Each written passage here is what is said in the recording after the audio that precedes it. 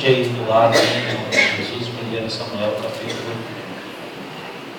15, versículo 10 em diante. Assentado mesmo, mas com toda reverência, em nome de Jesus. 1 Samuel, capítulo 15, versículo 10 em diante. Amém? Então veio a palavra do Senhor Samuel dizendo: arrependo-me de haver posto a Saul como rei, porquanto deixou de me seguir e não executou as minhas palavras. Então Samuel se contristou e toda a noite clamou ao Senhor. E de madrugada madrugou Samuel para encontrar a Saul pela manhã, e anunciou a Samuel dizendo: já chegou Saul ao Carmelo, e eis que levantou para si uma coluna. Então fez voltar e passou e desceu a Gilgal. Veio, pois, Samuel a Saul, e Saul lhe disse: bendito seja tu do Senhor, executei a palavra do Senhor.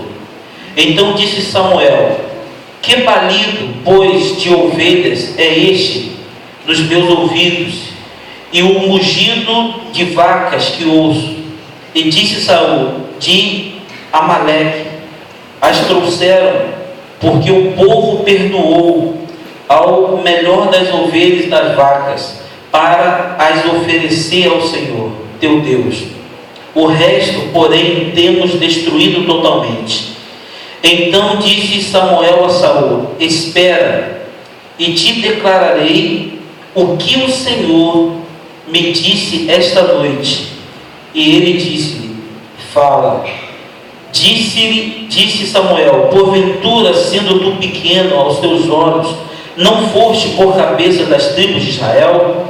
E o Senhor te ungiu rei sobre Israel, e enviou-te o Senhor a este caminho, e disse: vai e destrói totalmente a estes pecadores, os amalequitas, e peleja contra eles, até que os aniquiles. Porque, pois, não deste ouvido à voz do Senhor, antes voaste ao despojo e fizeste o que era mal aos olhos do Senhor. Então disse Saul a Samuel: antes dei ouvido à voz do Senhor, e caminhei no caminho pelo qual o Senhor me enviou, e trouxe a Agag, rei de Amaleque, e os amalequitas destruí totalmente. Mas o povo tomou por deposto ovelhas e vacas, o melhor do interdito, para oferecer ao Senhor teu Deus em Gilgal. Porém Samuel disse: tem porventura o Senhor tanto prazer em holocaustos e sacrifícios, como em que se obedeça a palavra do Senhor? Eis que obedecer é melhor do que sacrificar, e o atentar melhor do que a gordura dos carneiros. Amém? Curva sua cabeça em nome de Jesus. Muito obrigado pela leitura da tua palavra, por essa oportunidade, por estarmos aqui na tua presença. E agora te pedimos que o teu Espírito Santo, Senhor, continue falando conosco, que tudo aquilo que o Senhor colocar no meu coração nessa madrugada, eu possa passar na íntegra para a tua igreja, Pai, e possamos assimilar o recado do Senhor para a nossa vida nessa noite, e possamos crescer com essa palavra, possamos guardar no nosso coração essa palavra. Assim nós oramos e desde já te agradecemos em nome de Jesus. Amém, Senhor. Amém. Você pode dizer amém? Amém. Louvado seja o nome do Senhor. Queridos, eu vou confessar que eu fiquei muito feliz no domingo passado. O Juan estava pregando e ele nas suas palavras, ele falando que a sua maior referência era a minha vida, porque ele via os exemplos que eu dava para ele dentro de casa. E fiquei muito feliz quando ele falou isso, porque o Juan gosta muito do Lucinho, né? O pastor Lucinho da Igreja Batista Lagoinha, e o pastor Lucinho tem sido um homem usado por Deus para alcançar muitas vidas, muitos jovens, principalmente. Irmã admira muito o trabalho de Lucinho, e eu sinceramente não sabia, que ele, me via com esses olhos. E quando falaram que a palavra que Deus tem me dado, a pregação que ele tem sido alimentado, e tem sido a referência para ele, é a palavra que Deus tem dado ao meu ministério e à minha vida. Então fiquei muito feliz. Na sexta-feira, o Júnior também, Diácono Júnior, nós conversamos, ele também falou. O Júnior, ele gosta, de muitas pessoas, de muitos pregadores, admira muitos pregadores, gosta de assistir os vídeos, acompanha, tem trabalho de muitos homens de Deus, profetas de Deus. E ele falou, mas o alimento dele tem sido aqui na igreja. Ele falando: pastor, eu vou como você ir no restaurante comer uma comida diferente, você se alegra, se sacia, mas aonde eu tenho sido alimentado é na igreja, é através do Senhor. E quando o Senhor fica muito tempo sem pregar, eu sinto falta. Então eu louvo a Deus, e quero crer que esse sentimento é compartilhado por algumas outras pessoas nesse lugar. E a bem verdade, seja através de mim, seja através do Luiz Cláudio, do Júnior, das irmãs, do Juan, não tem faltado palavra neste lugar. Amém? Não tem faltado alimento. Nós não somos melhores, nem piores, nem perfeitos, mas, irmãos, palavra nunca faltou, alimento para a sua vida nunca faltou. Amém? E eu louvo a Deus porque essa igreja tem preservado a palavra de Deus acima de tudo. Amém? E, irmãos, Deus me falou. Eu estava com um texto em mente alguns dias, e comigo é assim, irmãos. Deus, eu sempre preparo meus textos pela madrugada, a maioria deles. E quando Deus me dá alguma mensagem pela madrugada, geralmente é uma mensagem que a gente aperta um pouquinho. Então, eu quero que você aperte o cinto aí, em nome de Jesus, que vai doer um pouquinho, mas vai ser benção. Amém, irmãos? Louvado seja Deus. Amém? Glória a Deus. Vamos lá, irmãos. Deus tinha dado uma ordem expressa para Saul através do profeta Samuel. E Saul, rei de Israel, primeiro rei de Israel, tinha todas as condições para cumprir aquela missão, aquela tarefa, aquela ordem de Deus. A ordem era destruir os amalequitas, todos eles. Nós não lemos porque o texto é grande, para a gente ganhar tempo, porque eu coloquei bastante coisa aqui. E Deus fala: destrói todo mundo, o rei, mulheres, crianças, até criança de colo. Mata todo mundo, os gado, ovelha, vaca, camelo, não poupe ninguém. Essa foi a ordem de Deus, uma ordem expressa de Deus. E aí a Bíblia fala que Saul, ele faz como Deus mandou, mas ele não faz na íntegra, ele não faz totalmente. Por que Deus manda fazer? Porque esse era um povo que tinha pelejado contra Israel quando eles saíram do Egito e pelejaram, daquela passagem que vocês já ouviram aqui algumas vezes, que Moisés tem que ficar com as mãos estendidas, e quando Moisés está com a mão estendida, o povo prevalecia. Quando Moisés cansava, o povo de Israel perdia. Então assentaram Moisés numa pedra, e dois homens um do lado do outro levantaram a mão dele, e foi assim um bom período do dia, quase o dia todo a peleja, mas porque a mão de Moisés estava estendida profeticamente, o povo de Israel venceu a guerra. Mas sobraram alguns amalequitas, não foram destruídos totalmente, e por outras vezes eles se enfrentam, e aí Deus agora manda exterminar todo mundo, porque Deus lembrou do pecado deles e falou: não quero que poupe ninguém, mata todo mundo. Essa foi uma ordem expressa de Deus, e ele tinha condição de fazer, mas ele não fez, irmãos. Ele fez em parte. E aí, quando Saul vai pelejar, ele poupa o rei Agag, e ele traz as melhores ovelhas, as melhores vacas dos amalequitas. Deus não faz nada. Deus não fala diretamente para ele. Ele espera ele voltar, e aí Deus vai novamente para falar novamente com o profeta Samuel. Não é verdade? Então, o que eu quero dizer com essa primeira questão aqui? Irmãos, Deus tem nos dado ordens bem definidas também. Deus tem nos dado ordem bem definida. O que é uma ordem bem definida, irmãos? Adão e Eva no Éden, Deus disse: olha, vocês podem comer de tudo, mas da árvore que está aqui no meio, vocês não comerão, nem mesmo tocarão, porque no dia que vocês comerem, vocês morrerão. Irmãos, tem dificuldade de compreender isso? Não, não toca, não come, porque no dia que vocês comerem, vocês vão morrer. Uma ordem expressa. E na palavra de Deus tem tantas ordens expressas, irmãos, para a gente não fazer, para a gente não tocar, para a gente não cometer, para a gente não participar, não se envolver. Ordem expressa que não deveria ter dificuldade para nós assimilarmos. Então Deus, através da sua palavra, tem também para os nossos dias de hoje nos dado muitas ordens bem definidas através da sua palavra. E nós também temos total condições de cumpri-las. Nós temos total condições de cumpri-las. Ainda que nós estamos vivendo, irmãos, uma escassez de profeta. Porque no tempo de Saul havia profeta. O profeta Samuel estava lá. Deus falava face a face com Samuel, e Samuel falava para o rei e falava para o povo. Ainda que hoje nós estamos vivendo uma carência de profeta, porque os profetas de hoje só falam o que vocês gostam, né? Não falam o que realmente deveriam falar, né? Os profetas, né, na sua maioria, só estão aí para massagear o ego da gente, né? E a gente gosta, né? A gente gosta, Deus vai dar, Deus vai fazer isso e aquilo, eu estou vendo, não sei o quê, mas, né, muitas vezes a palavra de exortação, de conserto falta, né? Ainda que estamos vivendo uma carência de profeta, irmãos, nós temos o Espírito Santo de Deus na nossa vida. Amém? Então não tem desculpa, querido.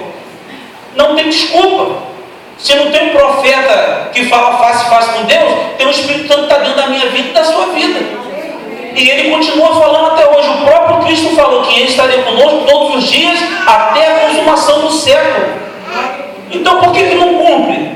Por que não faz o que é certo? Porque nós temos a tendência, né, a natureza pecaminosa, ela é voltada, inclinada para as coisas do mundo, para a coisa da carne. Mas a gente precisa resistir, ser vigilante, não é? Alimentar o nosso espírito, para que a gente não venha fazer parte dessa triste estatística.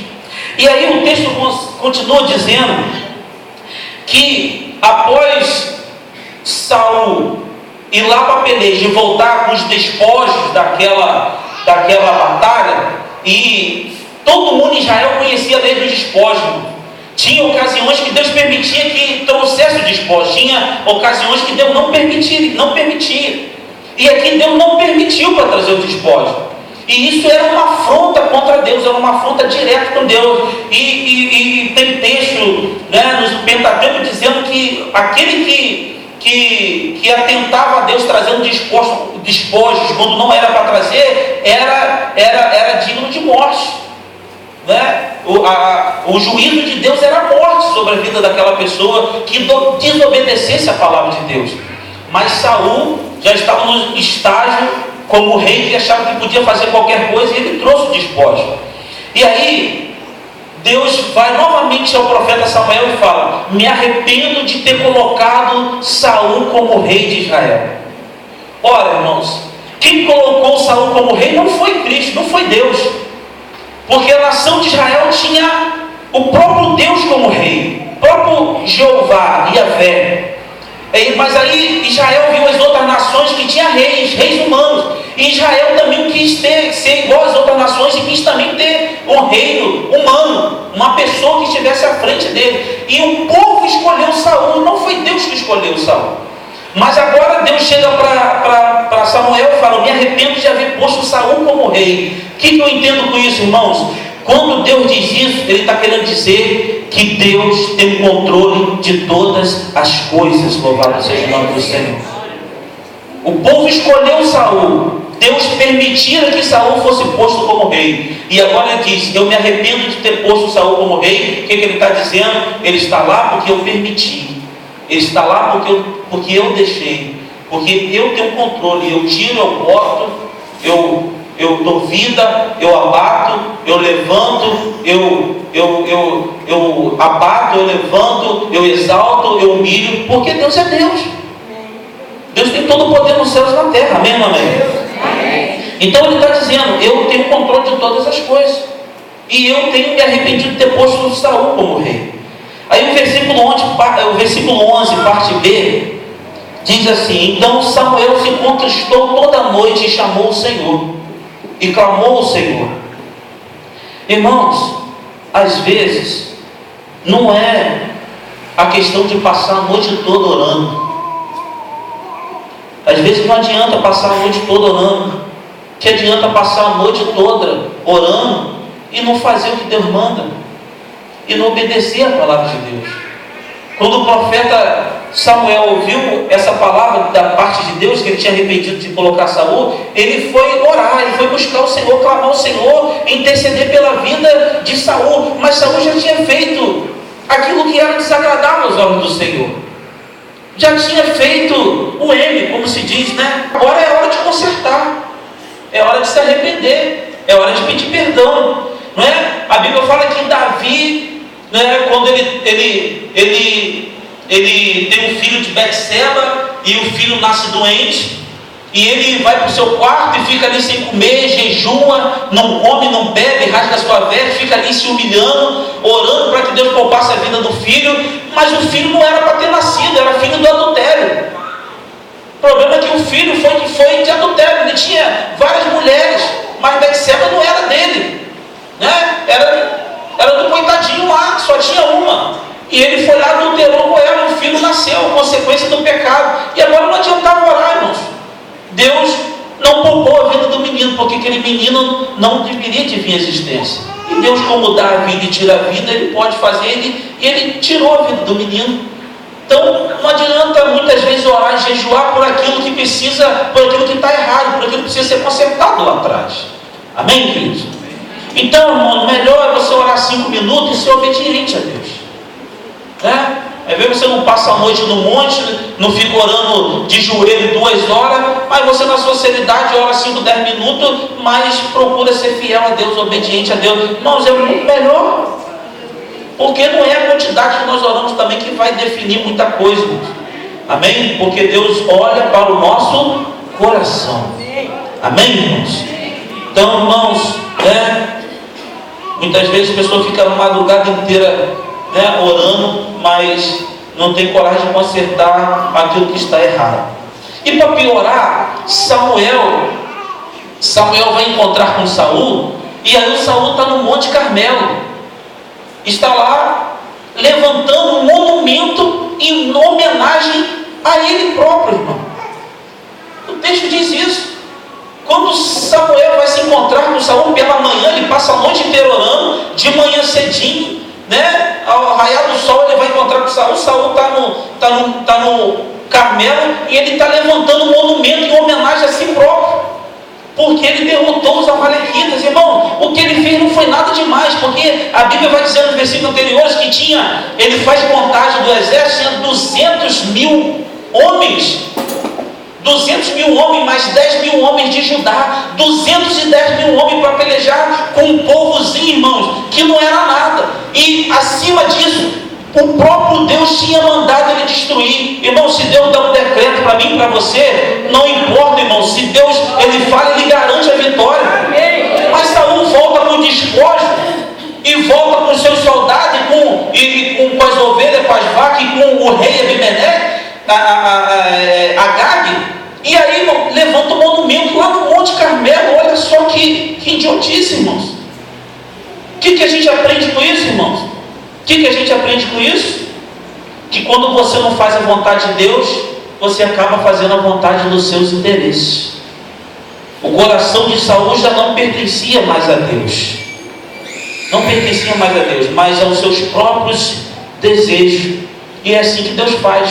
Quando nós temos os nossos desejos e focamos em nossos desejos, Deus nos entrega nossos próprios desejos. Deus nos entrega a consciência da carne.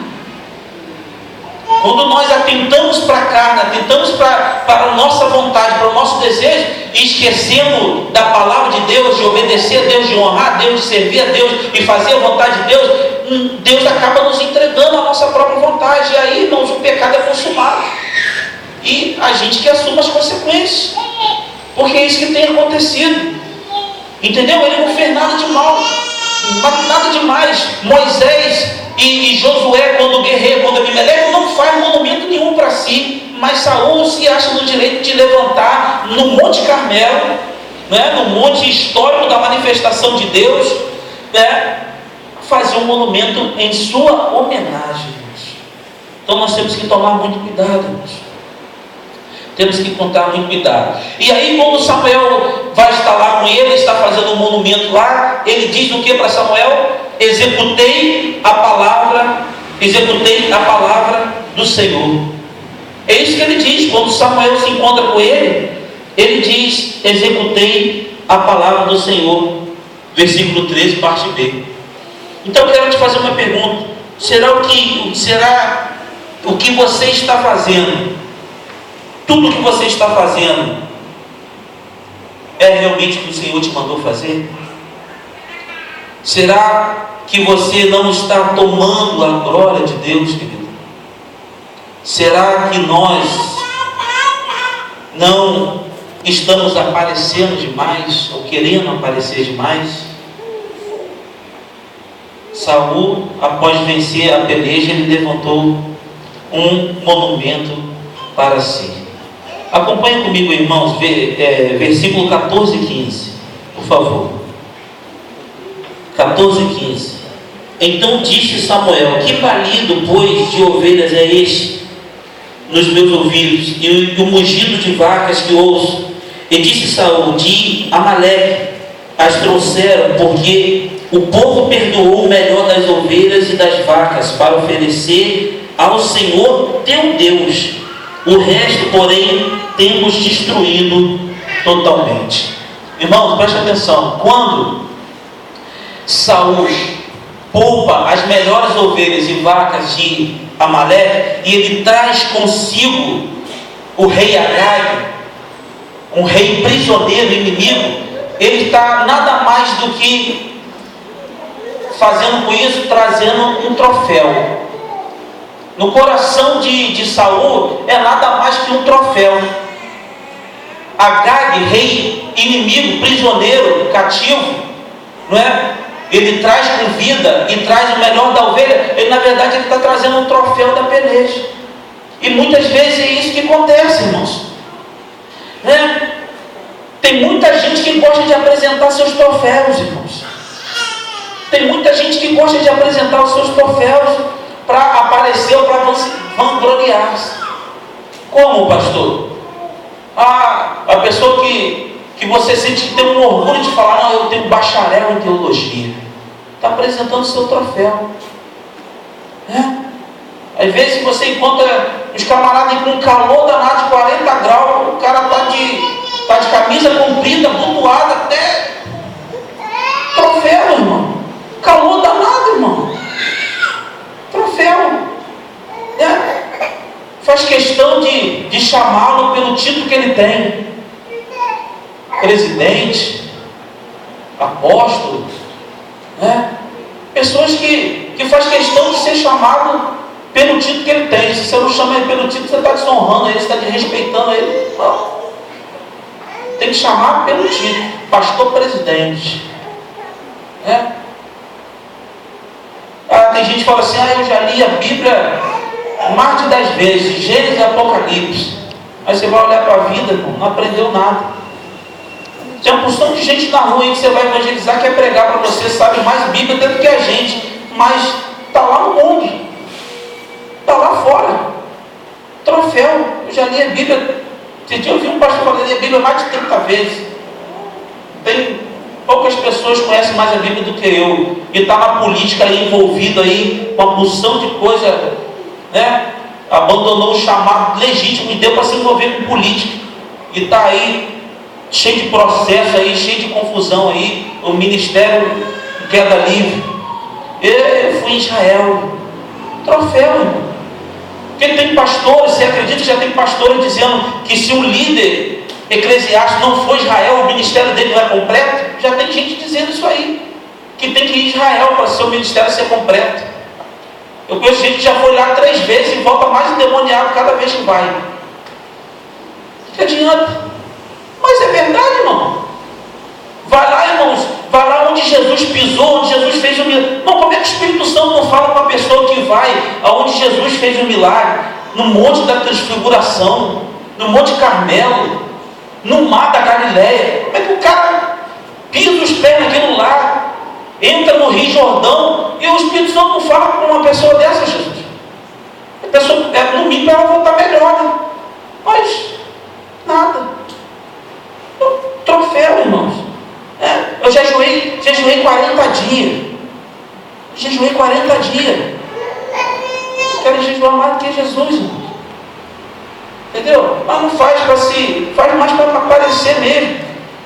Esse dia eu estou descendo do monte, irmão. Estou vendo uma irmã, uma senhora, mas um irmão descendo do carro com pão, com Coca-Cola. Falei, diante de Deus, irmão, pão, Coca-Cola, uma porção de sacola no supermercado. Falei, rapaz, pode ficar no monte, né? Coca-Cola, irmão. Não sei se ia fazer um ato profeta, uma Coca-Cola, estava lá. Coca-Cola para um monte, pão, porção de sacola de alimento. Então estão, estão fazendo, banalizando até um monte agora. Então às vezes as pessoas querem mostrar os seus troféus, né? O Saul queria mostrar seus troféus. Está vendo aqui? O povo, olha só o que ele diz, irmão. Ele diz que o povo perdoou. O povo trouxeram, porque o povo perdoou. Mas no capítulo 9 está dizendo: Saul e o povo perdoou Agag. Mas quando ele vai se justificar para Samuel, ele fala: não, o povo perdoou. Ele, para justificar do seu erro, ele não fala: não, eu perdoei. Não, ele fala: o povo. Aí ele coloca o povo na frente. Mas no capítulo 9 está dizendo, né, que Saul e o povo perdoaram Agag, e o melhor das ovelhas e o melhor das vacas. Né? Então, irmãos, né, mas ele diz: é para sacrificar o Senhor. Olha a justificativa dele: é para sacrificar o Senhor teu Deus. Não é Deus dele, é Deus de Samuel. Para sacrificar o Senhor teu Deus. Agora eu quero te fazer uma pergunta: o que você tem oferecido a Deus é teu mesmo? O que você tem oferecido para Deus é seu mesmo? Ou é de Amaleque? Ou é de Agag? O seu sacrifício para Deus tem te custado alguma coisa? Porque é mole tomar dos outros e sacrificar para Deus. O que Saul faz é isso. Não custa nada para ele. Ele não colocou a mão na espada, irmão. Quem lutou foi os 210 mil homens que ele tinha a seu dispor. E traz o melhor das ovelhas, das vacas, e ele oferece, mas não custa nada para ele. Às vezes a gente oferece ao Senhor aquilo que não nos custa nada, irmão. Isso é muito sério, irmão. Às vezes, irmão, não estou falando de finança, não só de financeiro, não. Estou falando do melhor do seu louvor, do melhor da sua adoração, do melhor do seu tempo. Sabe, irmão? Estou falando, sabe, do seu envolvimento com o reino de Deus, com a obra de Deus. Estou falando do seu ministério, dos dons e talentos que Deus confiou a você. Você tem dado o seu melhor? Tem te custado alguma coisa? Porque se não tem te custado nada, irmão, pode ter certeza que Deus não tem recebido. Deus não vai receber, irmãos. Deus não vai receber, né? Seu sacrifício tem sido melhor ou tem sido o que sobra? Né? Na hora de a gente pedir a Deus, a gente sempre quer o melhor. Sempre buscamos pelo melhor. Mas será que nós estamos dando o nosso melhor para Deus? Será que nós estamos dando o nosso melhor, irmãos? Louvado seja o nome do Senhor. E Saul disse mais: trouxeram, porque o povo perdoou as melhores das vacas, das ovelhas e das vacas, para oferecer ao Senhor teu Deus. Né? E aí ele se justifica, dizendo que é o povo. E aí eu te pergunto mais uma vez: para Saul a desculpa foi o povo que perdoou Samuel, o profeta Samuel, homem de Deus. E nós, qual tem sido a nossa desculpa, irmãos? Às vezes o medo tem sido a nossa desculpa. O medo tem sido a nossa desculpa. Às vezes o medo tem sido a nossa desculpa. Como eu estava falando para a Regiane ali, como ela estava perguntando da situação da igreja, e eu falando, irmão, não pensa.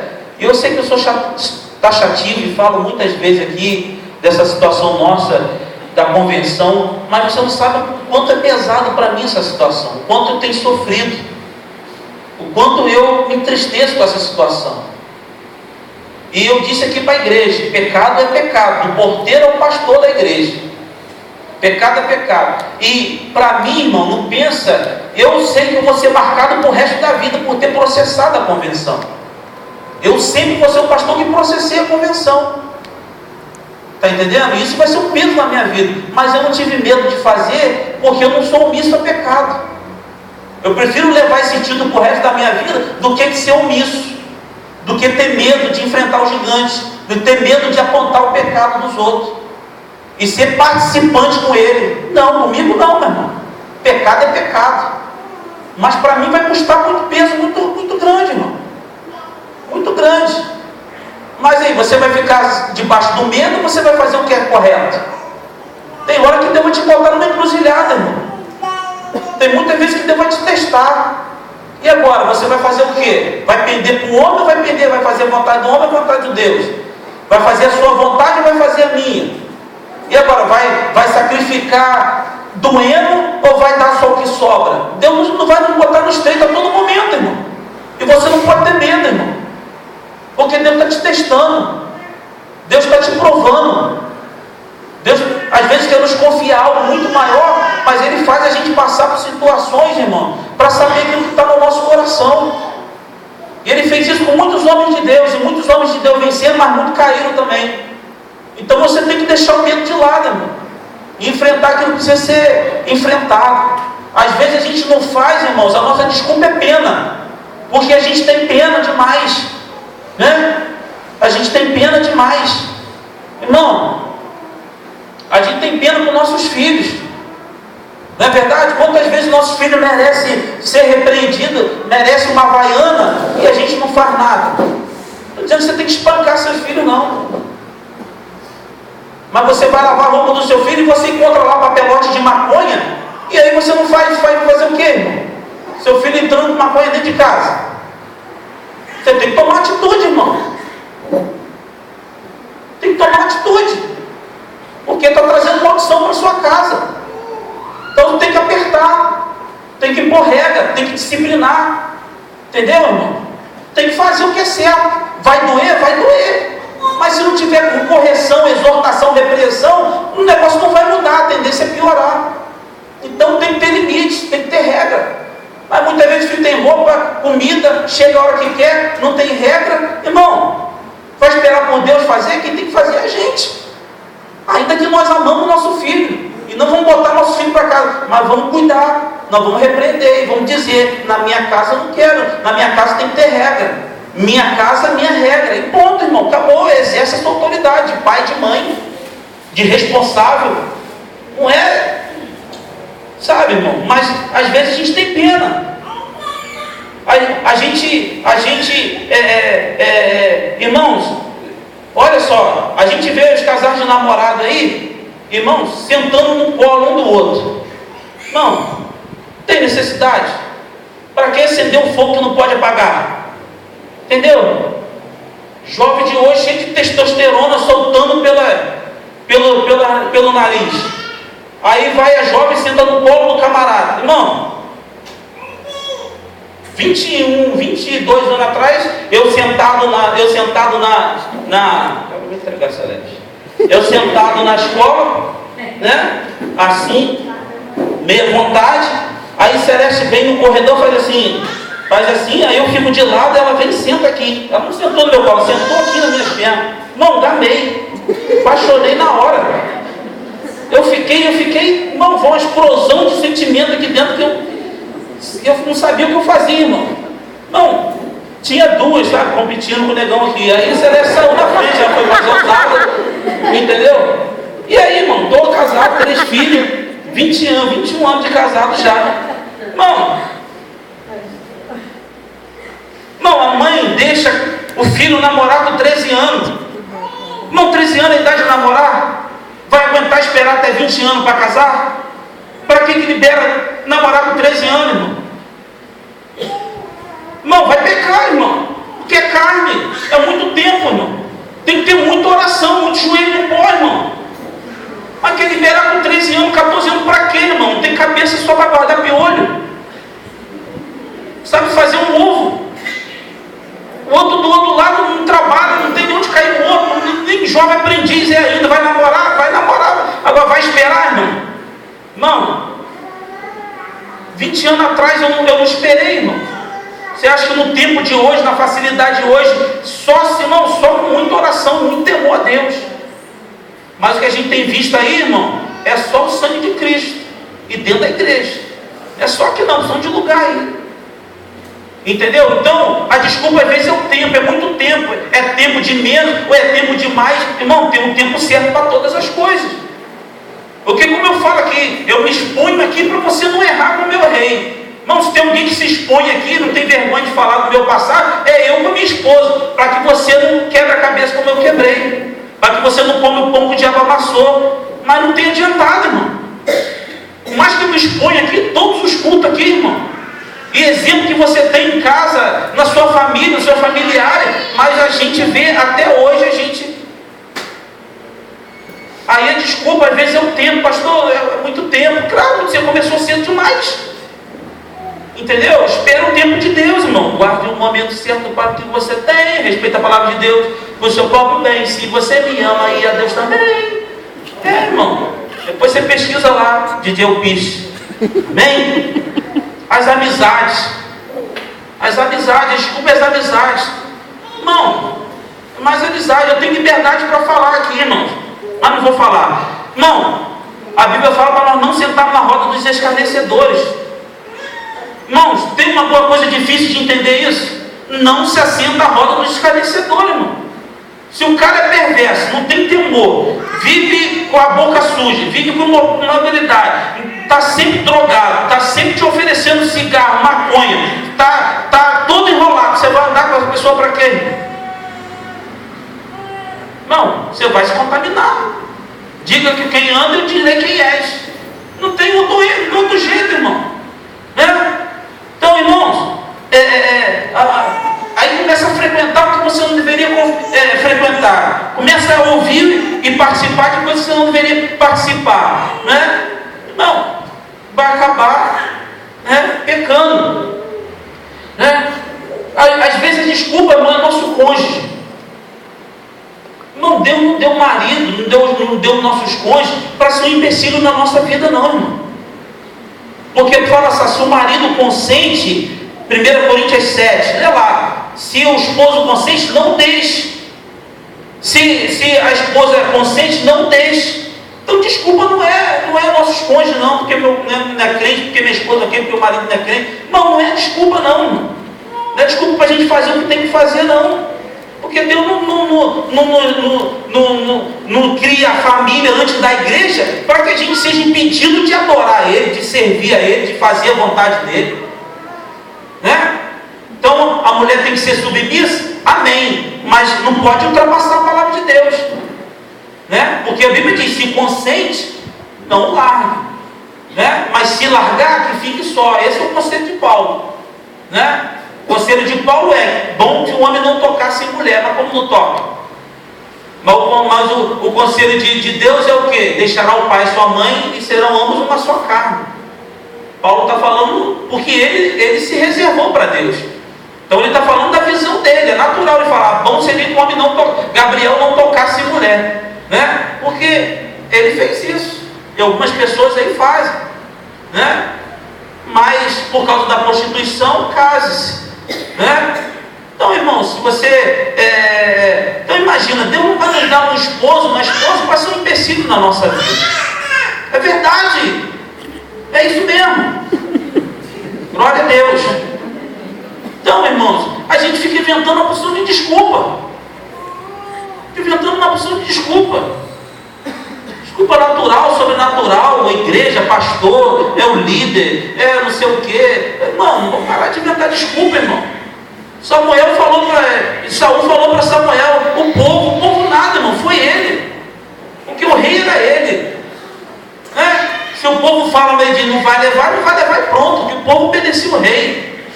Então, grandes poderes, grande responsabilidade. Não tem desculpa, irmão. Né? Aí Samuel fala para ele, espera aí que eu vou te declarar o que Deus me falou esta noite. Ele diz, fala. Ele fala, rapaz, você era um nada, mas eu te peguei e te pus como o maior de Israel. E eu te dei uma hora para que você fosse e destruísse totalmente. Totalmente. Não é para você trazer nada não, destrói tudo. E por que você desobedecesse a palavra de Deus? Ah, Samuel, eu até fui, mas no meio do caminho o povo quis trazer de volta. E aí Deus fala, é melhor obedecer do que sacrificar. Porque ele traz as ovelhas, irmão, ele perde tempo. O Monte Carmelo não era tão alto assim, 545 metros de altura, 1722 pés, se eu não me engano. Não era nem tão grande assim, mas deu um trabalho para subir aquelas ovelhas, aquelas vacas, não é? E estava lá num lugar santo, num lugar consagrado, algo que Deus tinha rejeitado, abominado. Então, se você não destrói totalmente o pecado, irmão, ele uma hora vai virar contra você. Se você não se apartar de vez daquilo que não é de Deus, e você ficar ali, né, irmãos, guardando um cantinho do seu coração, da sua mente, para aquilo que é de Deus, uma hora isso vai se levantar contra você e vai ser sua queda. E Deus, irmão, rejeitou Saul. Naquele momento em diante ali, Deus rejeitou Saul. Saul perdeu o trono de Israel, irmão. E logo no capítulo 16, Deus manda Saul ungir Davi lá na casa de Jessé, seu pai. Ali ele perdeu, né? Não só por esse fato, mas por tantas outras coisas que ele fizeram atrás. Mas ali foi consumado o fim do reinado dele, irmãos. Então, irmãos, sabe, vai ter uma hora que Deus vai estreitar, vai ter uma hora que Deus vai, sabe, irmão, vai perder a paciência. Vai ter uma hora que Deus vai ter que agir, né? Porque a palavra dele precisa ser preservada. A palavra dele, Deus tem compromisso com a palavra dele, né? Então, se a gente não quer se alinhar com a palavra, a gente não vai estar dentro, irmão, a gente vai estar fora. Simplesmente, irmão. Vai ter uma hora que Deus não vai aguentar. Meu filho, já te dei a oportunidade que você tinha. Podia, agora, né? Não posso. Entendeu? Porque quando Adão e Eva tocam lá na árvore, irmão, quem pecou foi Eva. Eva tocou, comeu, mas deu Adão. Todos os dois foram expulsos, irmão. Bom, todos os dois foram expulsos. Pecado traz consequência. Pecado tem que ser pago. Pecado não é para ser justificado. Pecado se paga. O que Jesus fez por mim e por você? Morreu pelo nosso pecado, irmão. Ponto. E nos justificou através do seu sangue. Jesus pagou pelo nosso pecado. O pecado foi pago. O diabo não tem mais acusação, porque nós cremos em Jesus, aceitamos Jesus como único Senhor e Salvador, e o mundo, o diabo, o capeta e a consciência não podem nos acusar mais, que agora nós estamos em Cristo Jesus. Só que, irmãos, a gente está caminhando aí até Jesus voltar, uma caminhada longa, né? E aí a gente tem que vigiar. Tem que vigiar, sabe? E Saul não reconheceu o seu erro, mas antes se justificou e não teve jeito. Deus colocou outro no seu lugar. Irmãos, então, em nome de Jesus, vamos ser vigilantes. Vamos dar a Deus aquilo que é nosso, não que é dos outros. Não vamos fazer sacrifício de tolo. O problema é que o evangelho é tão simples.